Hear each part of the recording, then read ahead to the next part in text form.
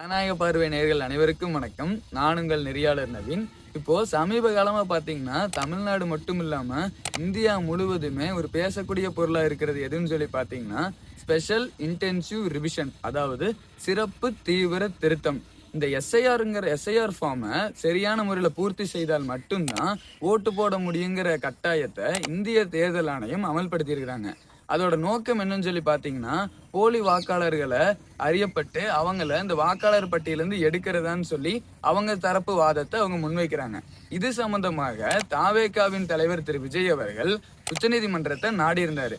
என்னன்னு சொல்லி நாடி இருந்தாருன்னு சொல்லி பாத்தீங்கன்னா இந்த எஸ்ஐஆர் ஃபார்முங்க இந்த நம்ம இந்திய அரசியலமைப்புல ஆர்டிகல் 14, 19, 21 மற்றும் 325, 326 இந்த ஆர்டிகிள் எல்லாம் வயலேட் பண்ணுது. அது மட்டும் இல்லாம section 21 and 23 of the people representing act இதை வயலேட் பண்ணுதுன்னு சொல்லி சுப்ரீம் கோர்ட்டை நாடி இருந்தது. அதாவது வாக்கு செலுத்துவது என்பது ஒவ்வொரு குடிமகனோட ஜனநாயக கடமை. அந்த கடமையை ஒவ்வொரு குடிமகனும் கட்டாயம் நிறைவேற்றணும்னு சொல்லி இந்திய அரசியலமைப்பு சட்டம் சொல்லுது.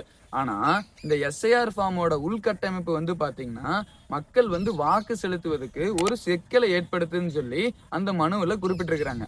2026ஆம் ஆண்டு சட்டமன்ற தேர்தலுக்கான வாக்காளர் வரைவு பட்டியல், அதாவது ஓட்டர்ஸ் டிராஃப்ட் லிஸ்ட இந்திய தேர்தல் ஆணையம் கடந்த 19ஆம் தேதி வெளியிட்டிருந்தாங்க. அதுல பாத்தீங்கன்னா தமிழ்நாட்டுல மட்டும் மொத்தமாக 97 லட்சம் வாக்காளர்களின் பெயர் நீக்கப்பட்டிருக்குது. இதுல குறிப்பா பாத்தீங்கன்னா சென்னை மாவட்டத்துல கிட்டத்தட்ட 35.5% வாக்காளர்களின் பெயர் நீக்கப்பட்டிருக்கு. குறிப்பாக 14,25,000 வாக்குகள் நீக்கப்பட்டிருக்குது. அடுத்தபடியாக செங்கல்பட்டு மாவட்டத்தை எடுத்துக்கிட்டேன்னு சொல்லி பாத்தீங்கன்னா 25.2% வாக்குகள் நீக்கப்பட்டிருக்குது. கிட்டத்தட்ட 7 லட்சம் வாக்குகள் செங்கல்பட்டு மாவட்டத்துல இருந்து நீக்கப்பட்டிருக்குது. அதுக்கப்புறம் பாத்தீங்கன்னா தமிழ்நாட்டுல இருக்கக்கூடிய 234 தொகுதிகள்ல மிகப்பெரிய தொகுதி எதுன்னு சொல்லி பாத்தீங்கன்னா நம்ம செங்கல்பட்டுல இருக்கக்கூடிய சோழிங்கநல்லூர் தொகுதி. அந்த தொகுதியில 6,90,000 வாக்குகள் இருக்குது. அந்த வாக்குகள்ல கிட்டத்தட்ட 2 லட்சம் வாக்குகள் நீக்கப்பட்டிருக்குது. அதாவது வாக்காளர்களின் பெயர் நீக்கப்பட்டிருக்குது. நடந்து முடிந்த 21ஆம் ஆண்டு சட்டமன்ற தேர்தலில் தற்போதைய தமிழகத்தின் முதல்வர் திரு மு.க. ஸ்டாலின் அவர்கள் கொளத்தூர் தொகுதியில் நின்று கிட்டத்தட்ட 70,000 வாக்கு வித்தியாசத்தில் வெற்றி பெற்றார். ஆனால் தற்போது இந்திய தேர்தல் ஆணையம் வெளியிடப்பட்டுள்ள ஓட்டர்ஸ் டிராஃப்ட் லிஸ்டில் அதே கொளத்தூர் தொகுதியில் 1 லட்சம் வாக்காளரின் பெயர்கள் நீக்கப்பட்டிருக்குது. அதே போல அனைத்திந்திய அண்ணா திராவிட முன்னேற்ற கழகத்தின் பொதுச் செயலாளர் திரு எடப்பாடி கே பழனிசாமி அவர்கள் சேலம் மாவட்டம் எடப்பாடி எனும் தொகுதியில் நின்று 93,000 வாக்கு வித்தியாசத்தில் வெற்றி பெற்றார். ஆனால் தற்போது அதே தொகுதியில் 23,000 வாக்காளரின் பெயர்கள் நீக்கப்பட்டிருக்குது. அதே போல பாஜகவின் மாநில தலைவர் திரு நயினார் நாகேந்திரன் அவர்கள் திருநெல்வேலி மாவட்டத்தில் உள்ள திருநெல்வேலி தொகுதியில் போட்டியிட்டு 24,000 வாக்கு வித்தியாசத்தில் வெற்றி பெற்றார். ஆனால் தற்போது அதே தொகுதியில் 42,000 வாக்காளரின் பெயர்கள் நீக்கப்பட்டிருக்குது. அதே போல முன்னாள் தமிழகத்தின் மது விலக்குத்துறையின் அமைச்சர் திரு செந்தில் பாலாஜி அவர்கள் கரூர் தொகுதியில் போட்டியிட்டு வெறும் 14,448 வாக்கு வித்தியாசத்தில் வெற்றி பெற்றார்.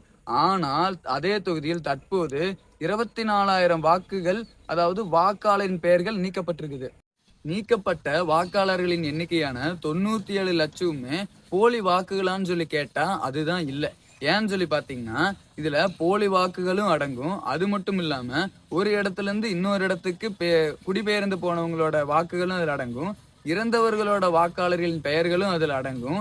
அது மட்டும் இல்லாம இந்த எஸ்ஐஆர் ஃபார்மை சரியான முறையில பூர்த்தி செய்து கொடுக்காதவங்களோட பெயர்களும் இதுல அடங்கும்.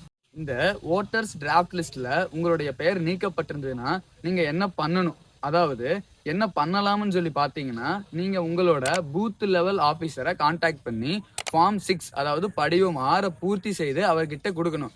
அல்லது ஆன்லைன் மூலம் நீங்க பண்ற பட்சத்துல form 6 election commission of India, அதாவது இசிஐ போர்ட்டல்ல நீங்க ஃபில்அப் பண்ணி சப்மிட் பண்ணணும்.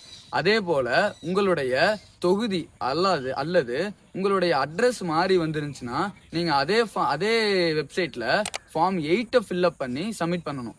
யார் யார் பெயர்கள் எல்லாம் இந்த வாக்காளர் வரைவு பட்டியலில் இருந்து நீக்கப்பட்டிருக்குதோ அவங்க எல்லாம் வருகின்ற ஜனவரி 18ஆம் தேதிக்குள்ள உங்களோட பிஎல்ஓவை கான்டாக்ட் பண்ணி உடனே இந்த படிவங்களை எல்லாம் பூர்த்தி செய்து அவங்க கிட்ட கொடுத்துடுங்க.